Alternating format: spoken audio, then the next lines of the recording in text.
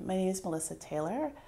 I'm a social worker therapist. So often when people experience trauma, they leave their body in a way where they feel disconnected.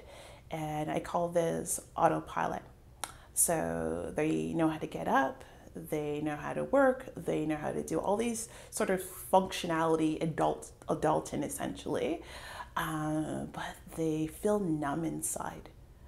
And basically, we talk about, well, how to sort of, connect with your body a little bit more. There's a lot of myths out there that therapy is for people who are unwell. And when I talk to people, I say therapy is for everyone. It's not just about wellness. We all need someone to talk to. We all need someone to process information with.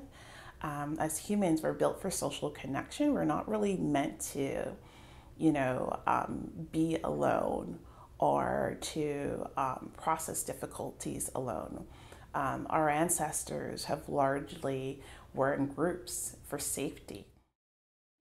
So when we talk about having a healthy relationship with money, we're talking about not having any sort of guilt or shame around the idea of having money or even having a savings account. So people who, see the problems with capitalism and its pitfalls, but then they're making good money, sometimes will experience some distress around that because they're recognizing that they're like a part of the system that they try really hard to denounce.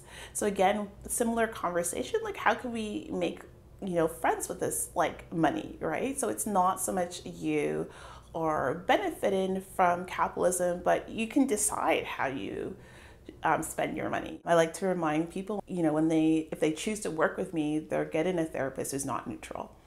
They're getting a therapist that has really strong anti-oppressive practices and anti-racism practices.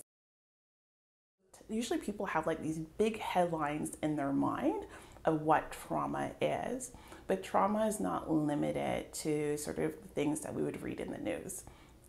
Trauma is largely our response to the difficult event. The word recovery often assumes that there's an ending, right? That we start and there's an ending, but when we're talking about trauma, trauma is not linear. Trauma is often really messy, and it can take us to a lot of different places.